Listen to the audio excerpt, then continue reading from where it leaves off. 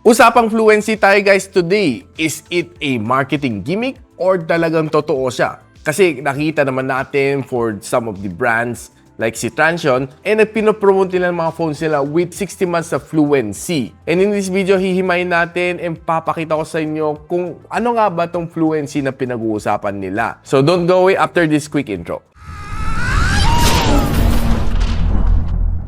Probably you bought your new phone and probably sinabi sa inyo ng promodizer na, Sir, this comes with a 60 months or 5 years na fluency. It's being certified by TUV, so I don't have any doubt about that. Siyempre, TUV yan di ba? 5 years na smooth usage. Aba, bakit hindi? Di ba? At the point of view ng consumer. Now, for me, as a long time na tech reviewer, yung 60 months na fluency niya is very vague. Now, it's being tested by these brands under a controlled na environment. Given na in 5 years time, ito lang mga apps na ginagamit mo. Plus, nang maintain ka, naglilinis ka ng files mo, nagki-clear ka ng cache, and this and that, it might be able to give you a smooth experience for the next 5 years. Yan ang testing condition niya. Paano naman kung heavy user ka? You still expect na magkakaroon ka ng 60 months na fluency? Neck mo. Hindi mangyayari yon. Dahil bakit nga ba? Ang dami mo in-install na apps sa iyong phone. And ang dami mo rin in-on na startup apps. For sure, magba-bottleneck yan. Ano nga ba yung mga phones that comes with a 5 years na fluency? Yung mga phones that has a chipset na mga G81, mga chipset na may G36, Unisoc na 606, Unisoc na 615. Yan ang mga chipset na nakita ko na may ganong commitment. 5 years na fluency, 60 months na fluency. Kung alam mo na support na yung processor and bubudburin mo pa ng maraming apps and expect mo after 5 years smooth pa rin siya, manalangin ka na lang sa Diyos. Dahil yung 60 months na fluency yan is based sa iyong usage. Lahat yan nakadepende kung paano mo ginagamit ang iyong smartphone. Nabigyan ko kayo ng quick analogy. Sabihin natin meron kang racetrack.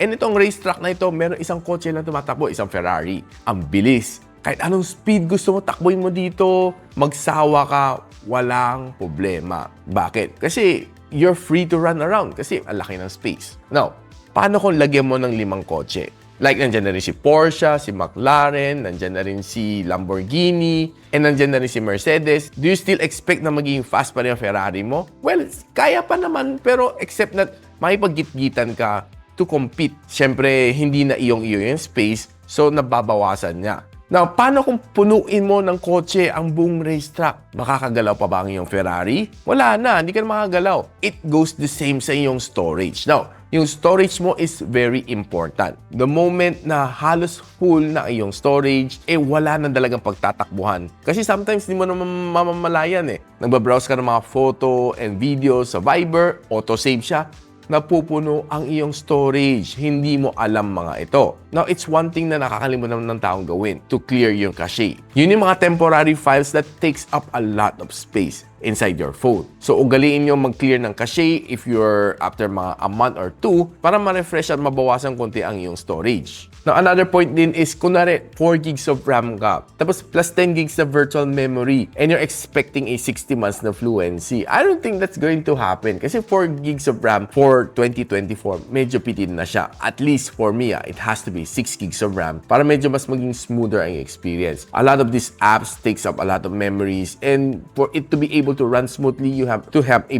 bigger physical na memory to be able to run smoothly. Virtual RAM, well, it helps a bit, pero hindi siya malaking bagay, Just remember na if you're using virtual RAM, gumagamit siya ng storage space sa loob ng iyong hard drive. So kung 128 ka lang and 4 gigs of RAM, good luck sa iyo. Probably another thing to consider din is ang pag-software upgrade natin. Right now, it's running Android 14. Smooth pa siya, kahit papaano. So after 1 year of usage, Android 15 na, oras na niya. Every time na nag-upgrade ka ng major software update, bumibigat ang requirement. Kasi medyo kakain siya ng more resources sa loob ng iyong processor. Alam mo naman support ng iyong processor, sabihin na natin G81. Just don't expect too much na from that processor kasi it has a very limited na processing power. So the more resources na kailangan niya as you upgrade to the next major update ng Android, expect mo magsuslow down na rin iyong phone unless you stay on Android 14 forever. Now, ayan guys, share ko na sa inyo kung totoo nga ba ang fluency, 60 months fluency, 5 years fluency na kinocommit na sa inyo ng mga companies na ito. Well, in a controlled condition, it's a yes,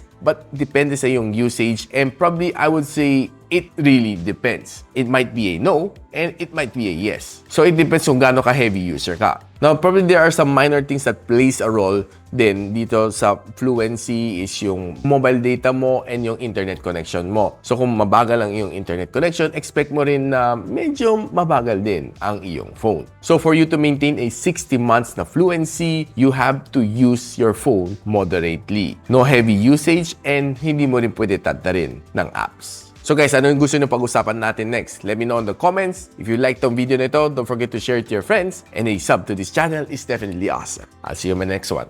And so, ako para si Richmond, and you're watching Gadget Sidekick. Like and subscribe to my channel. Don't forget to hit that notification bell. For one of my latest uploads, click the dito. And for one of my popular uploads, click here.